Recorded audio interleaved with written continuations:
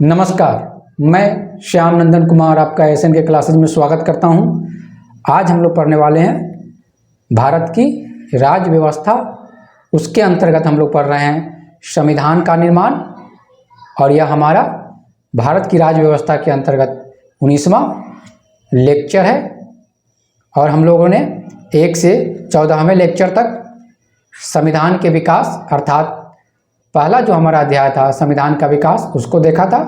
15वें lecture से हम लोग पढ़ रहे हैं संविधान का निर्माण, और ये जो 19वां लेक्चर है यह संविधान के निर्माण के अंतर्गत हमारा अंतिम लेक्चर है संविधान के निर्माण के अंतर्गत। उसके बाद 20वां लेक्चर जो हम लोग कवर करेंगे वह होगा संविधान के निर्माण के अंतर्गत जितने भी क्वेश्चन पूछे गए हैं इस चैप्टर से संविधान के निर्माण से वह देखेंगे 20वें लेक्चर में, आने वाले लेक्चर में।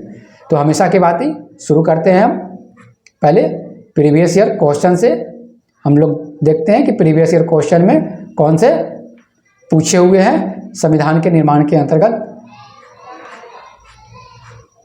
हमारा पहला क्वेश्चन है, निम्नलिखित में से कौन से कथन संविधान सभा के विषय में सत्य है? वह प्रत्यक्ष मताधिकार पर आधारित थी, वह प्रत्यक्ष निर्वाचन का परिणाम थी, वह बहुदलीय निकाय थी, उसने अनेक समितियों के माध्यम से कार्य किया था। संविधान सभा के विषय में सत्य कौन सा है इसमें से देखना है हमें। यह पूछा हुआ है IAS 1993 में क्वेश्चन पूछे हुए हैं। इस तरह के क्वेश्चन में हम लोगों को एलिमिनेशन मेथड का प्रयोग करना चाहिए। देखते हैं कैसे इस क्वेश्चन को सॉल्व करते हैं। वह वयस्क मताधिकार पर आधारित थी, पहला स्टेटमेंट है हमारा, ये बिल्कुल गलत है। वयस्क मताधिकार पर आधारित नहीं थी, तो हमारा एक ऑप्शन गलत है, तो एक कट जाएगा और डी कट जाएगा, क्योंकि दोनों में ए दिया हुआ है, 1 दिया हुआ है, तो हमारा ये दोनों कट गए। बचा हमारे लिए या तो हमारा बी आंसर हो सकता है या सी आंसर हो सकता है। तो बी स्टेटमेंट को पढ़ते हैं। दूसरे नंबर को स्टेटमेंट, वह प्रत्यक्ष निर्वाचन का परिणाम थी, ये भी गलत स्टेटमेंट है। वह अप्रत्यक्ष निर्वाचन का परिणाम थी, तो हमारा दूसरा स्टेटमेंट भी कट जा रहा है। तो इस तरह हम देखें तो बी स्टेटमेंट भी गलत हो जा रहा है, बी ऑप्शन भी। तो हमारा करेक्ट आंसर होगा सी, अर्थात 3 और 4। तो संविधान सभा के विषय में क्या सत्य है? वह बहुदलीय निकाय थी, बिल्कुल सही।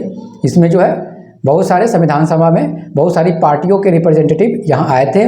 दूसरा, उसने अनेक समितियों के माध्यम से काम किया था, बिल्कुल सही है, क्योंकि इसमें आप देखें तो अप्रॉक्स 8 जो है बड़ी समितियाँ थी और बहुत सारी छोटी समितियों ने मिलकर कार्य किया था और संविधान का निर्माण किए थे। तो ये दोनों सही है।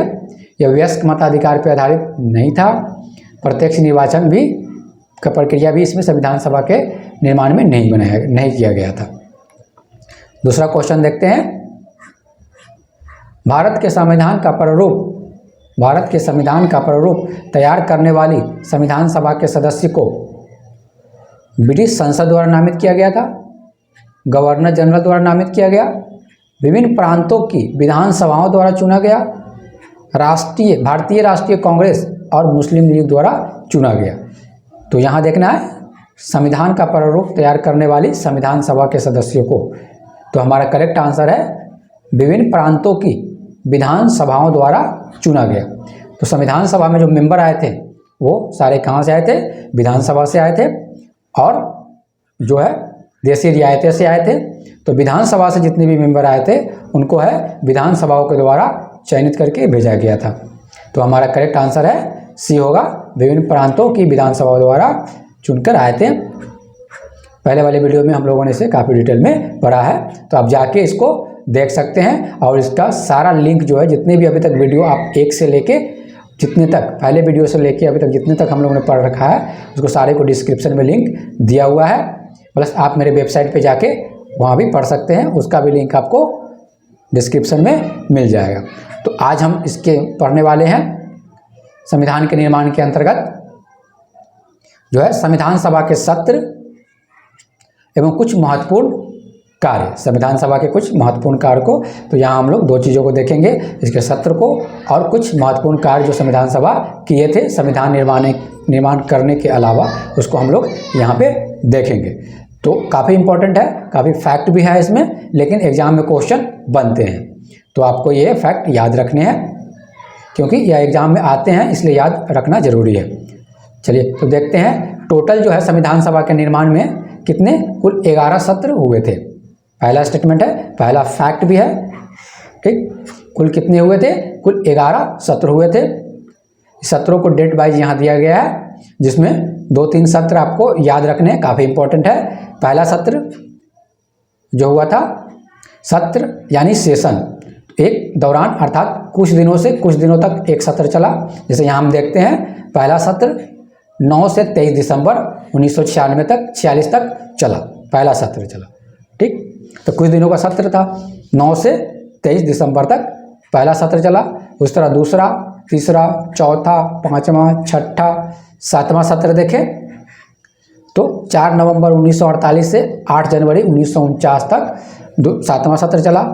8वां, 9वां, 10वां और उस तरह 11वां सत्र 14 से 26 नवंबर 1949 तक चला। सारे सत्र को याद नहीं रखने हैं, लेकिन 3 सत्र आप याद रखें, काफ़ी इंपॉर्टेंट है। पहला सत्र चला और कब से कब? 9 से 23 दिसंबर 1946 तक चला। सातवां सत्र चला 4 नवंबर 1948 से 8 जनवरी 1949 तक चला। 11वां सत्र चला 14 से 26 नवंबर 1949 तक चला। ये क्यों तीनों याद रखने हैं? क्योंकि इसी में आप देखने को मिलेगा कि हमारा जो है वाचन भी किया गया था संविधान का। तो हम लोग देखेंगे वाचन, 3 वाचन हुए थे संविधान का। वाचन अर्थात संविधान को कंप्लीटली पूर्णतः A to Z पढ़ा गया था संविधान सभा में। कितनी बार? 3 बार पढ़ा गया था। तो एग्जाम में पूछते हैं कि संविधान सभा का वाचन कितनी बार हुआ संविधान में, संविधान का वाचन संविधान सभा में कितनी बार हुआ? तो 3 बार हुआ, ठीक है। तो जिसमें एक देखेंगे इसके दौरान 14 से 26 नवंबर के बीच में हुआ था, इसी बीच में आपको किया गया था संविधान सभा का वाचन, ठीक। दूसरा आप देखेंगे ये 4 नवंबर 1948 से 8 जनवरी 1949 के बीच में भी आप देखेंगे कि पहला वाचन हुआ। उसके बीच आप देखेंगे कि सेकंड वाचन भी आप 16 मई से 1949 के बीच में भी आप देखेंगे कि सेकंड वाचन भी हुआ। लेकिन आपको ये 3 सत्र याद रखने हैं। पहला सत्र 9 से 23 दिसंबर, सातवां सत्र 4 नवंबर 1948 से 8 जनवरी 1949 तक, और 11वां सत्र 14 से 26 नवंबर 1949 तक ये चला हमारा सत्र, ठीक। 11वां सत्र चला। तो इस तरह टोटल कितने संविधान सभा के सत्र चले? तो 11 चला है। इंपॉर्टेंट है काफ़ी।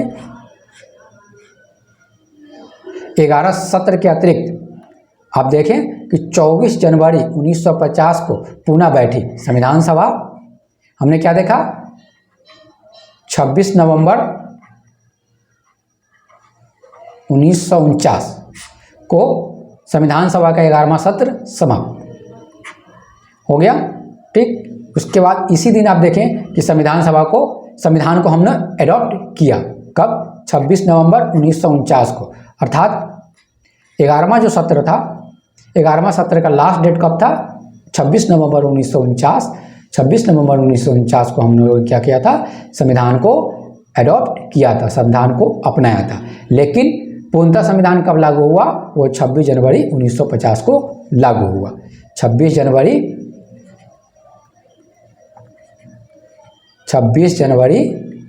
1950 को हमारा संविधान पूर्णतः लागू हुआ। इसी दिन हम लोग गणतंत्र दिवस भी मनाते हैं। कब? इसी के उपलक्ष्य में 26 जनवरी को हम लोग गणतंत्र दिवस भी मनाते हैं। लेकिन देखें तो संविधान सभा का जो 11वां सत्र था वो 26 नवंबर 1949 को ही समाप्त हो गया था, लास्ट डेट था। लेकिन फिर संविधान सभा जो है 24 जनवरी 1950 को पुनः बैठी। अर्थात 11 सत्र के अतिरिक्त एक बार फिर संविधान सभा 24 जनवरी 1950 को पुनः बैठी, और यह संविधान सभा का अंतिम बैठक माना जाता है। संविधान सभा की अंतिम बैठक कब मानी जाती है? 24 जनवरी 1950 को यह संविधान सभा की अंतिम बैठक हुई। लेकिन सत्र का अंतिम दिन कब माना जाता है? सत्र पूछा जाए कि सत्र का 11वें सत्र का अंतिम दिन, तो 26 नवंबर 1949, ठीक। लेकिन संविधान सभा की अंतिम बैठक 24 जनवरी 1950 को वो अंतिम बैठक हुई थी। इसमें देखते हैं क्या क्या महत्वपूर्ण संविधान सभा द्वारा कार्य किए गए। पहला, संविधान पे हस्ताक्षर किए गए। पहला इंपॉर्टेंट काम अब देखें तो आपको फैक्ट के रूप में देखें तो दूसरा हो जाएगा ये, पहला कौन सा हो जाएगा, यह संविधान सभा की अंतिम बैठक थी, पहला। दूसरा, इस दिन संविधान पर जो है हस्ताक्षर हुए। हस्ताक्षर कितने लोगों ने किए, तो हस्ताक्षर 284 जो उपस्थित थे उन्होंने 284 लोगों ने जो उस पर क्या किया, संविधान पे हस्ताक्षर किए। लेकिन हमारे संविधान में कितने मेंबर थे, 299। ठीक, विभाजन होने के बाद पाकिस्तान का जो है क्षेत्र बट जाने के बाद, हट जाने के बाद भी 299 सीटें थी, या 299 लोग संविधान का निर्माण, भारतीय संविधान का निर्माण कर रहे थे। ठीक, तो दूसरा क्या देखा, पहला अंतिम बैठक थी कब, 24 जनवरी 1950 को। दूसरा, इस दिन हस्ताक्षर हुए संविधान पे। इसी दिन संविधान सभा ने क्या किए, कुछ महत्वपूर्ण इनिशिएटिव लिए या अप्रूवल दिए, स्वीकृति दिए। पहला क्या, राष्ट्रीय गान को इन्होंने अपनाया, 24 जनवरी 1950 को ही अंतिम दिन था। इसी दिन राष्ट्रीय गान को भी अपनाया, राष्ट्रीय गीत को भी अपनाया। 24 जनवरी 1950 को ही डॉक्टर राजेंद्र प्रसाद को भारत के पहले राष्ट्रपति के रूप में चुना गया संविधान सभा के द्वारा। ठीक, उसके बाद देखते हैं 24 को ये सारे कार्य हुए। कौन सा, अंतिम बैठक, हस्ताक्षर संविधान पे। उसके बाद राष्ट्रीय गान को अपनाया, राष्ट्रीय गीत को अपनाया, राष्ट्रपति को चूज कर लिए। उसके बाद देखते हैं 2 दिन बाद, देखिए 26 जनवरी 1950 से 17 अप्रैल 1950 तक, 26 जनवरी 1950 से 17 अप्रैल 1950 तक संविधान सभा अब कैसे वर्क कर रही थी। संविधान का काम तो खत्म हो गया, संविधान निर्माण का जो इतना प्रक्रिया था खत्म हो गया, लेकिन संविधान सभा का जो है भंग नहीं किया गया, उसको क्या कर दिया गया, उसको एक और काम करने थे, वह था अंतरिम सरकार के रूप में कार्य करते रहे वह, जब तक कि नई संसद बनकर नहीं आए गई। ठीक है ना, नई संसद कब बन के आई, नई संसद बन के आई मई 1952 में। ठीक, जो है संसद के लिए व्यस्क मताधिकार के आधार पर इलेक्शन कब हुए, आम चुनावों का 1991-52 में क्या हुआ, इलेक्शन हुए। इलेक्शन का प्रोसेस चल रहा था, तब तक जो है संविधान सभा अंतरिम सरकार के रूप में कार्य कर रही थी। इसी दौरान क्या था कि इलेक्शन भी हो रहे थे। इलेक्शन कब हुआ, तो 1951 से लेके 1952 के बीच में इलेक्शन हुआ, किसके लिए, नई संसद के लिए। ठीक है ना, यह व्यस्क मताधिकार पर आधारित थी, प्रत्यक्ष निर्वाचन पर आधारित थी। लेकिन संविधान सभा कैसी थी, वो अप्रत्यक्ष निर्वाचन के द्वारा क्या किया था, संविधान सभा का निर्माण किया गया था। तो इस बीच हम देखते हैं कि 26 जनवरी 1950 से 17 अप्रैल 1950 तक क्या हुआ, 1952 तक जो है संविधान सभा अंतरिम सरकार के रूप में कार्य कर रही थी। अंतरिम सरकार क्या होती है, एक अस्थायी सरकार, ठीक है ना, जो प्रत्यक्ष निर्वाचित नहीं होती, अप्रत्यक्ष रूप से निर्वाचित थी। और यह तब तक कार्य करती है जब तक कि एक जो है संसद, जब तक संसद एक प्रत्यक्ष निर्वाचित होकर पूर्णतः एक ना आ जाए अपने कार्य को, अपने दायित्व को लेने के लिए, तब तक यह अस्थायी रूप से क्या है, अंतरिम सरकार वर्क करती है। तो एक सिंपल से वर्ड में समझे आप, अंतरिम सरकार क्या होती है, यह एक अस्थायी सरकार होती है। ठीक है ना, यह तब तक वर्क करती है जब तक कि एक अस्थायी सरकार ना आ जाए। तो आम चुनावों में 1951-52 हुआ था। चुनाव कब हुए थे, उसके चुनाव हो रहे थे, कब हुए थे आम चुनाव प्रत्यक्ष रूप से संसद के लिए, वह 1991-52 में। तो आपसे पूछा जा सकता है कि प्रथम संसद के लिए चुनाव कब हुए थे, तो 1991-52 में चुनाव हुए थे। ठीक, तब तक संविधान सभा वर्क कर रही थी। कब से कब तक, 26 जनवरी 1950 से 17 अप्रैल 1952 तक ये वर्क की। 17 अप्रैल 1952 तक क्यों ही, क्योंकि 17 अप्रैल 1952 को क्या कर दिया गया, अंतरिम सरकार को समाप्त कर दिया गया। 17 अप्रैल 1952 को अंतरिम सरकार, अंतरिम संसद का अस्तित्व समाप्त हो गया, अर्थात संविधान सभा के समाप्त हो गए। ठीक, संविधान सभा जो सरकार के रूप में कार्य कर रही थी, अंतरिम सरकार के रूप में कार्य कर रही थी, उसको समाप्त कर दिया गया 17 अप्रैल 1952 को।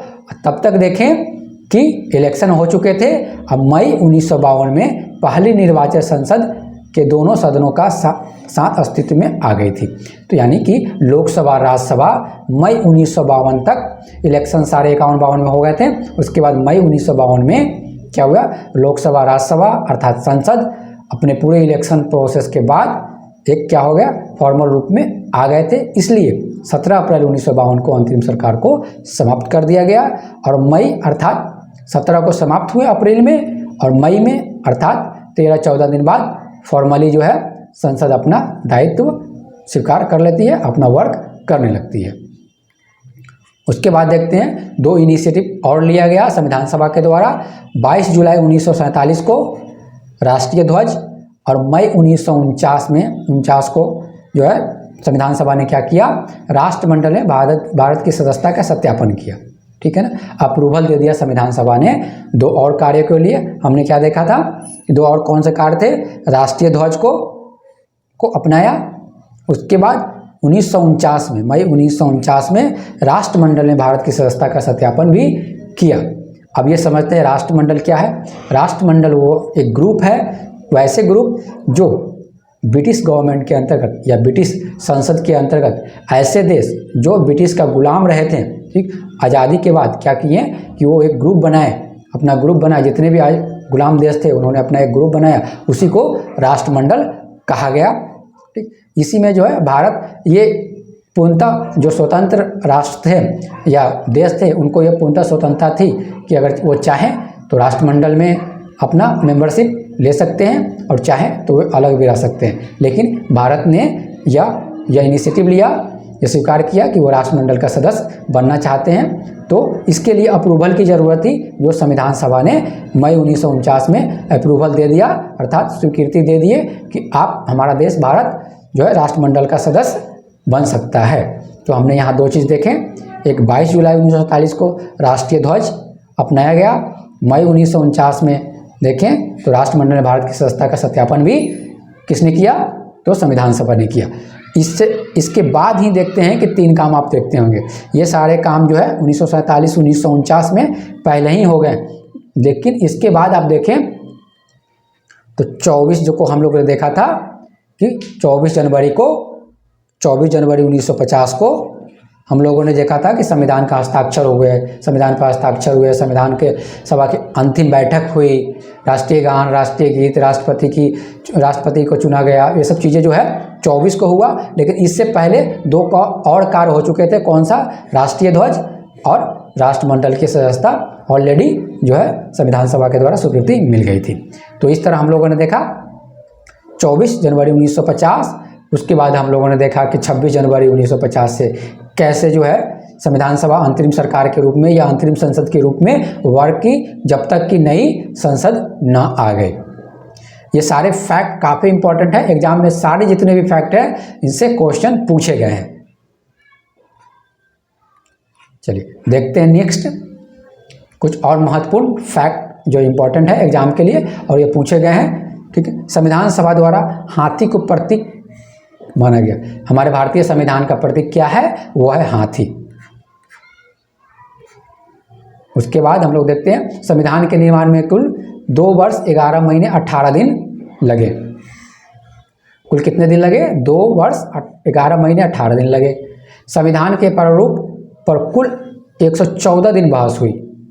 ठीक, प्रारूप समिति के अध्यक्ष कौन थे, डॉक्टर भीमराव अंबेडकर। और संविधान के प्रारूप पर कुल कितने दिनों की बहस हुई, तो कुल बहस हुई जो 114 दिनों की बहस हुई। टोटल देखें तो एक जो हमने क्या देखा 11 सत्र हुए। 11 सत्र में लोगों ने 165 दिन संविधान सभा में बैठे थे।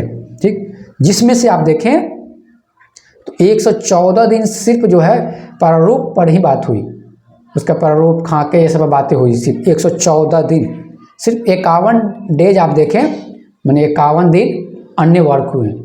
तो इसलिए प्रारूप समिति काफ़ी इंपॉर्टेंट है। प्रारूप समिति के अध्यक्ष, प्रारूप समिति में कौन कौन से मेंबर थे, ये भी काफ़ी इंपॉर्टेंट है, याद रखना है आपको। प्रारूप समिति में हमने देखा था कितने मेंबर थे, टोटल 7 मेंबर थे। उसकी अध्यक्षता कौन कर रहे थे, डॉक्टर भीमराव अंबेडकर कर रहे थे।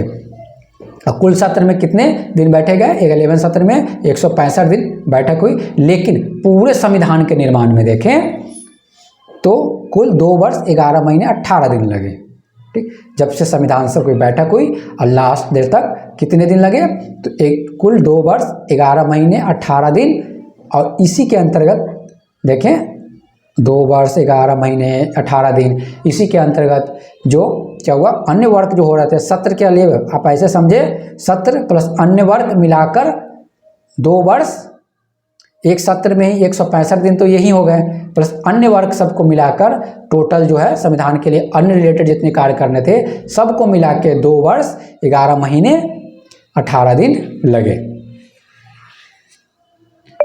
आगे देखते हैं हम, कुल 64 लाख रुपए खर्च हुए भारतीय संविधान के निर्माण में। कुल कितने? 64 लाख रुपए खर्च हुए। लगभग 60 देशों को संविधान का अध्ययन किया गया। काफी इंपॉर्टेंट फैक्ट सब है।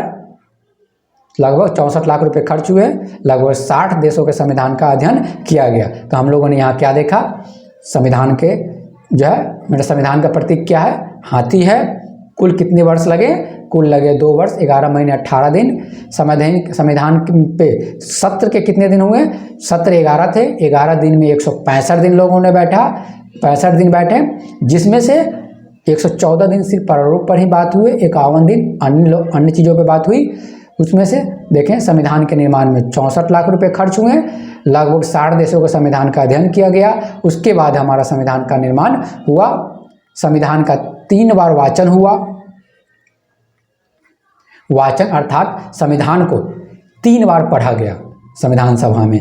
टोटल बिगिनिंग से लेके लास्ट तक, जब तक हमारा संविधान निर्माण नहीं हो गया तब तक 3 बार संविधान सभा में 3 बार पढ़ा गया। अर्थात संविधान को ए से लेके जेड तक, ठीक, पहले पेज से लेकर लास्ट पेज तक 3 बार पढ़ा गया। इसी को वाचन बोलते हैं। 3 बार पढ़ा गया संविधान सभा में। पहला प्रथम वाचन जो था 4 नवंबर से 9 नवंबर तक चला।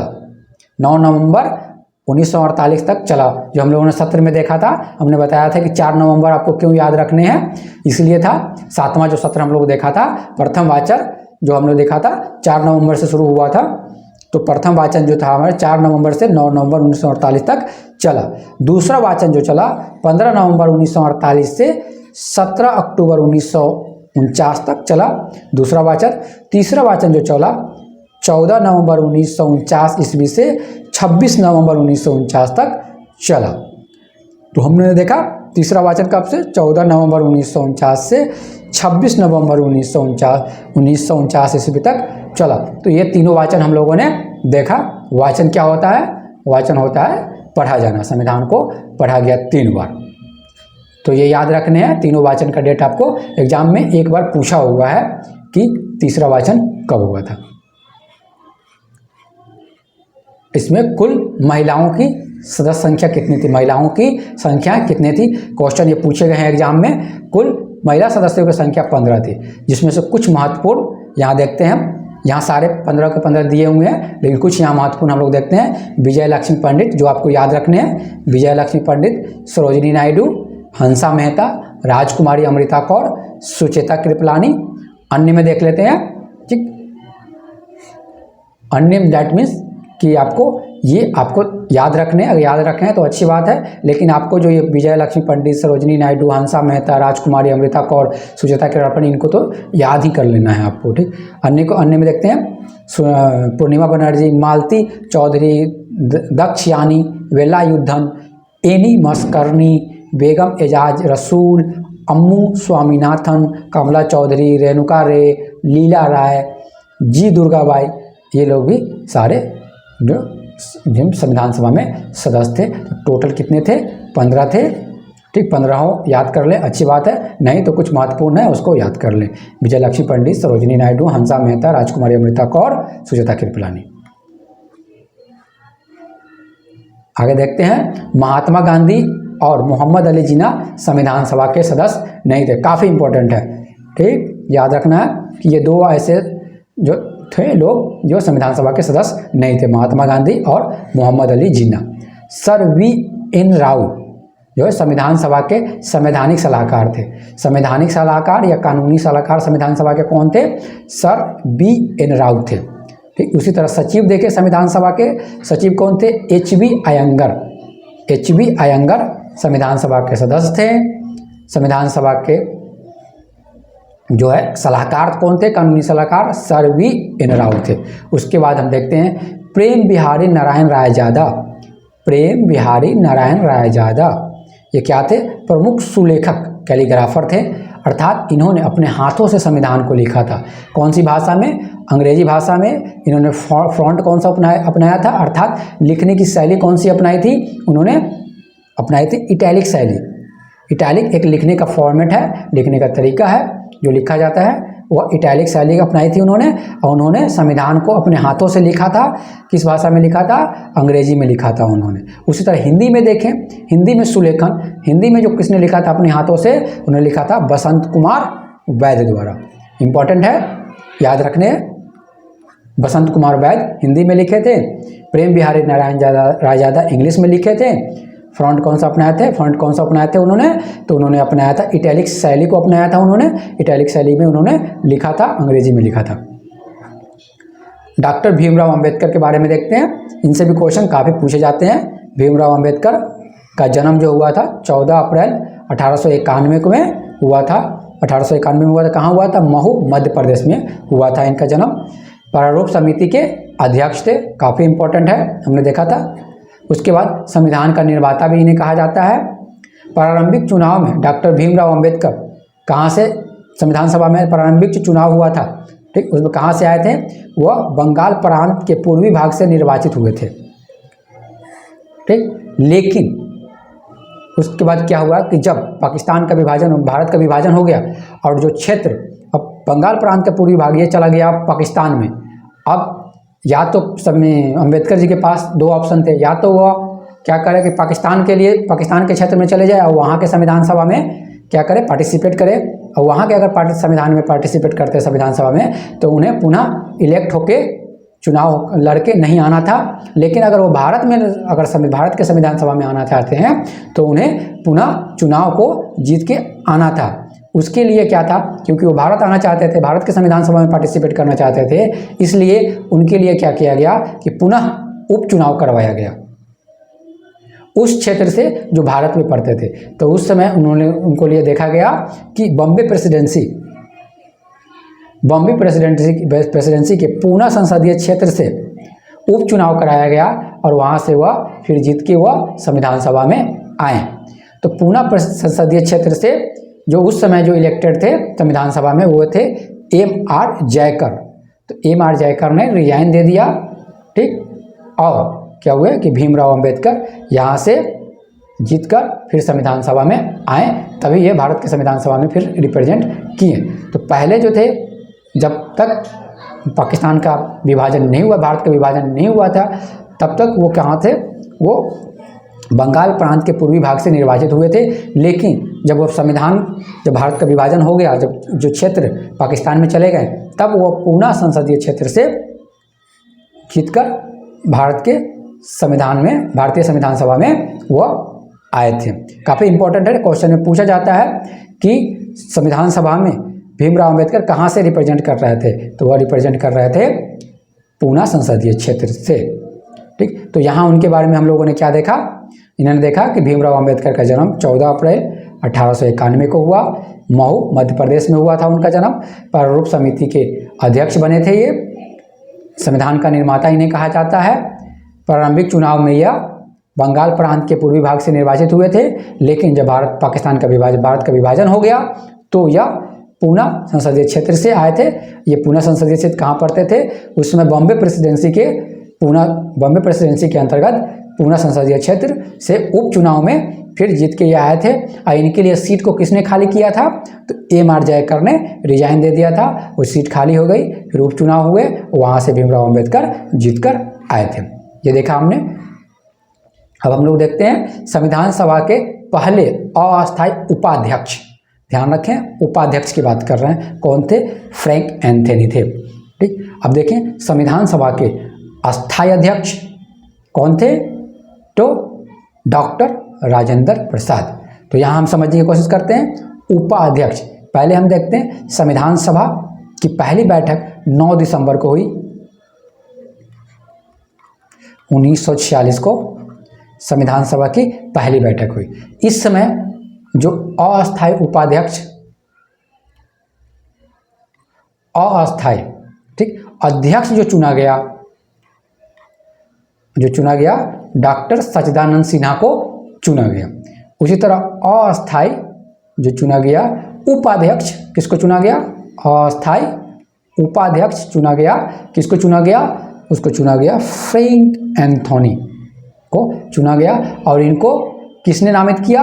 तो इन्हें इसको नामित किए थे अस्थायी अध्यक्ष सच्चिदानंद सिन्हा, अर्थात सच्चिदानंद सिन्हा पहले अस्थायी अध्यक्ष बने, ठीक। फिर उन्होंने अस्थायी अध्यक्ष चुना, कौन थे?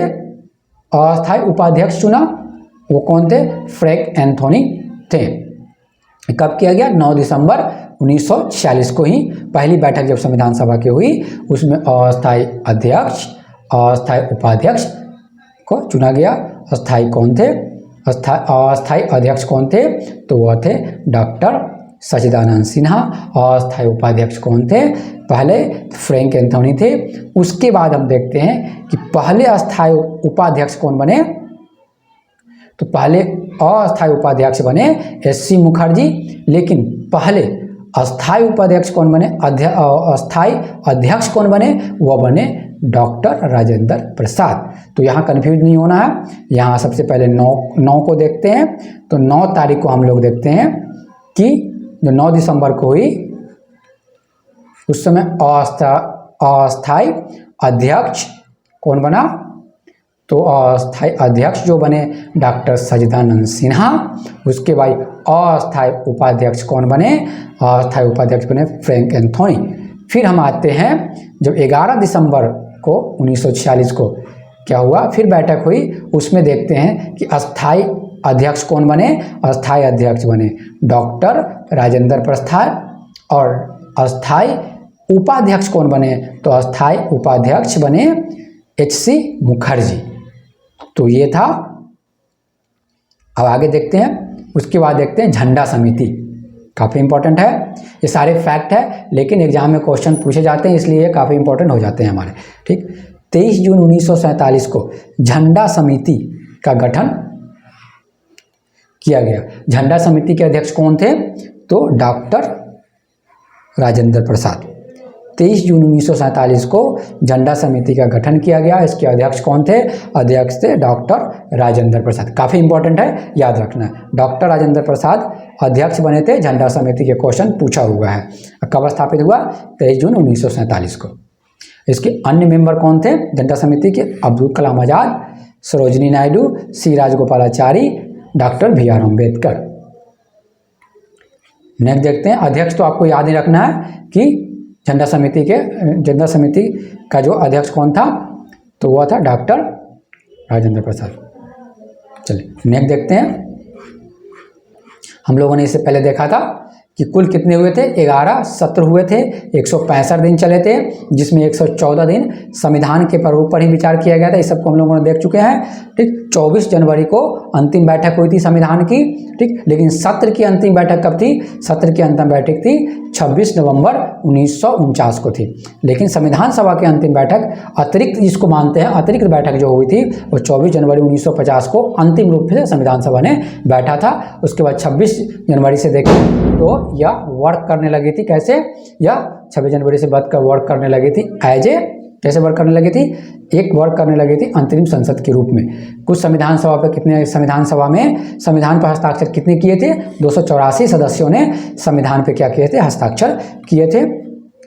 26 नवंबर 1949 को संविधान को हम लोगों ने अपनाया था, इसलिए संविधान दिवस इसी दिन मनाते हैं हम लोग। क्वेश्चन पूछा जाता है कि संविधान दिवस कब मनाते हैं हम लोग? भारतीय संविधान दिवस तो हम लोग मनाते हैं 26 नवंबर 1949 को। हमारे प्रियम्बल में भी, प्रियम्बल मैंने प्रस्तावना में, भारतीय संविधान की प्रस्तावना में 26 नवंबर 1949 से दिया गया है। 1949 में हम लोगों ने क्या किया था? संविधान को अडॉप्ट किया, अपनाया, और इसी दिन कुछ प्रावधान इस दिन लागू हो गए। और संविधान की प्रस्तावना में भी जो डेट दिया गया है वो 26 नवंबर 1949 से दिया गया है। काफ़ी इंपॉर्टेंट है, काफ़ी कंफ्यूज नहीं होना है यहाँ पे। 26 नवंबर और 26 जनवरी 1950 याद रखें, बिल्कुल क्लियर होना चाहिए। 26 नवंबर को हम लोग क्या देखा? इस दिन हम लोगों ने संविधान को अपनाया, कुछ प्रावधान लागू हुए। संविधान दिवस हम लोग जो मनाते हैं वो कब मनाते हैं? 26 नवंबर को ही मनाते हैं हम लोग, ठीक। उसके बाद आते हैं 26 जनवरी 1950, ठीक। अप्रॉक्स एक महीने बाद 1 मंथ का गैप दे दें, फिर 26 जनवरी 1950 को हम लोगों ने क्या किया कि संविधान को पूर्णतः लागू कर दिया, ठीक है ना। इसलिए इस दिन 26 जनवरी को ही संविधान की शुरुआत का दिन माना जाता है। 26 जनवरी 1950 को संविधान का शुरुआत का दिन माना जाता है। गणतंत्र दिवस जो है इसी के उपलक्ष्य में मनाते हैं हम लोग। संविधान का जो क्या हुआ, संविधान को लागू इसी दिन पूर्णतः लागू होने के कारण ही इस दिन हम लोग क्या करते हैं, संविधान की शुरुआत का दिन भी मानते हैं 26 जनवरी को। 26 जनवरी को गणतंत्र दिवस भी मनाते हैं इसके उपलक्ष्य में हम लोग, ठीक। अब इम्पॉर्टेंट ये है कि 26 नवंबर को हम लोगों ने संविधान बनाकर तैयार किए थे। चाहते तो 26 नवंबर 1949 को ही पूर्णतः लागू कर सकते थे, लेकिन हम लोगों ने इसे लागू नहीं किया। क्यों हम लोगों ने 26 जनवरी 1950 को ही चूज किया? इसके पीछे हिस्टोरिकल बैकग्राउंड देखते हैं कि जैसा कि हम लोग देखते हैं कि हमारा देश कब आज़ाद हो गया, 15 अगस्त 1947 को आज़ाद हो गया। ये हमको याद रखना है कि 15 अगस्त 1947 को भारतीय स्वतंत्रता अधिनियम 1947 में जो प्रावधान थे उसके अंतर्गत या ब्रिटिश गवर्नमेंट ये प्रावधान उसमें था, ब्रिटिश गवर्नमेंट ने यह प्रावधान किया था कि इस अधिनियम में, भारतीय स्वतंत्रता अधिनियम में उसमें प्रावधान किए गए थे कि 15 अगस्त 1947 से भारत पूर्णतः आज़ाद होगा, ठीक। ये डेट था 26 अगस्त 1947 को। अब थोड़ा और इससे बैकग्राउंड में पीछे जाते हैं, फिर देखते हैं हम लोग कि 26 दिसंबर 1929 में कांग्रेस का, इंडियन नेशनल कांग्रेस 1929 में क्या हुआ, इंडियन नेशनल कांग्रेस, भारतीय राष्ट्रीय कांग्रेस का अधिवेशन होता है। कहाँ पे? लाहौर में। लाहौर में अधिवेशन होता है। इसकी अध्यक्षता कौन करते हैं? इसकी अध्यक्षता करते हैं पंडित जवाहरलाल नेहरू।